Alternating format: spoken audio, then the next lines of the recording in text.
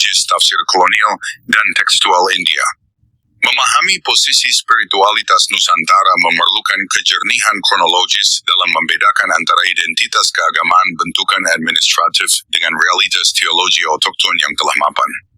Di India, istilah Hindu secara formal baru dikonstruksi oleh kolonial Inggris sekitar tahun 1830-an untuk kepentingan birokrasi dan sensus penduduk.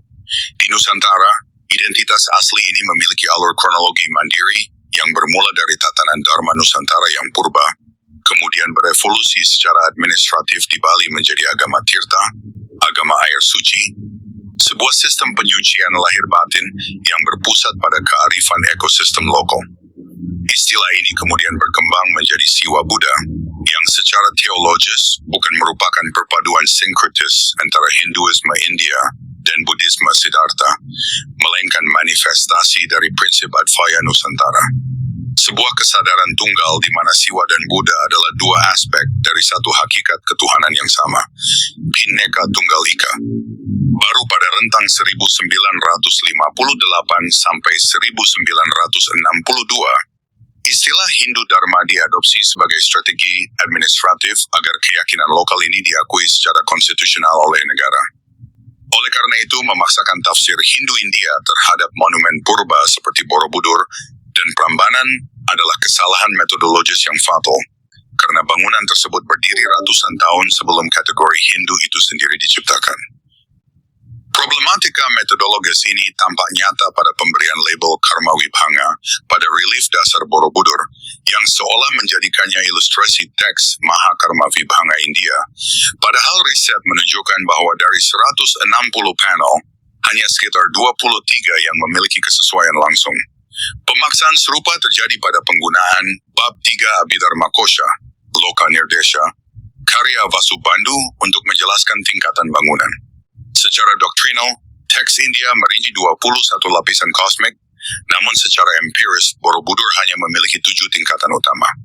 Ketidaksinkronan ini membuktikan bahwa teks luar telah dipaksakan untuk menjelaskan fisik bangunan yang sebenarnya berpijak pada kosmologi Nusantara.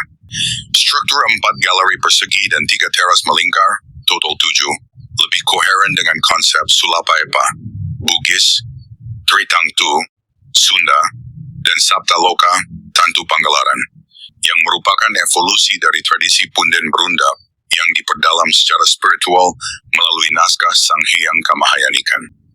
Ketegangan teologis juga terlihat pada tingkatan Kamadhatu, yang di Borobudur justru tersembunyi, serta Arupadhatu yang secara teks India berarti alam tanpa materi, namun secara fisik diwujudkan dalam materi stupa masif berisi arca. Inkonsistensi visual ini mencapai angka 50-60%, di mana relief justru menampilkan kedaulatan realitas lokal seperti rumah panggung kontra vastu sastra India, teknologi perahu bercadik, Borobudur ship, serta flora fauna endemik seperti badak Jawa. Pembedahan kata per kata pada panel dasar pun mengonfirmasi hal ini. Inskripsi Shvarga dengan ortografi Kawi awal merujuk pada kondisi Kasuhen, keharmonisan hidup di bumi. Virupa dan Suvarna-varna merujuk pada transformasi rupa jati menuju cahaya batin Prabhaswara, dan Cakravarti merujuk pada Ratu Adil yang menyatu dengan alam, bukan raja penakluk Imperium India. Istilah Vyasa-ada dan Abhidya merujuk pada prinsip nirasha, pelepasan serakah demi harmoni sosial, sementara Hanta dan Anjali adalah praktik spiritualitas kebatinan untuk menghormat Sang Hyang Taya. Gugatan serupa berlaku mutlak bagi Candi Prambanan, Siwagra, yang secara keliru terus dicitrakan sebagai replika teologi Hindu India. Secara empiris, Prambanan tidak dibangun berdasarkan ajaran politeisme sektarian India, melainkan berdasarkan ajaran asli Nusantara yang menempatkan bangunan suci sebagai punden berundak yang dipercanggih untuk pemulihan leluhur. Alasannya tegas.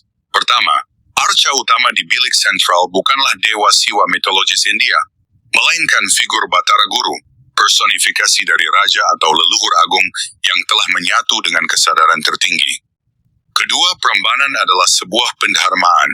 Fungsinya bukan sekadar kuil penyembahan, melainkan titik temu energi antara keturunan yang hidup dengan arwah suci leluhur. Ketiga, relief Ramayana di Prambanan secara radikal spiritual digubah menjadi panduan etika kepemimpinan lokal Jawa bernama Astabrata, yang diletakkan dalam setting visual kehidupan masyarakat Jawa kuno, membuktikan bahwa teks India hanyalah kerangka luar yang diisi oleh muatan kedaulatan moral Nusantara. Prambanan secara prinsipil mengadopsi teologi Advaya, ketunggalan mutlak, khas Nusantara, yang menyatukan kekuatan penciptaan, penjagaan, dan peleburan dalam satu napas penghormatan kepada Sang Hyang Widi-Wasa atau Sang Hyang Taya. Hal ini sangat bertolak belakang dengan pola sektarianisme India yang memisahkan pemujaan antar dewa secara kaku. Struktur sosial yang membangun Prambanan pun bukan berbasis kasta India, melainkan sistem dharma masyarakat Sima yang merdeka. Kesimpulannya, baik Borobudur maupun Prambanan adalah hasil konstruksi intelektual Nusantara yang mandiri dan berdaulat. Pembangunannya sebagaimana tercatat dalam Prasasti Kayumbungan dan Prasasti Siwagera dikelola secara otonom oleh otoritas lokal tanpa campur tangan birokrasi India.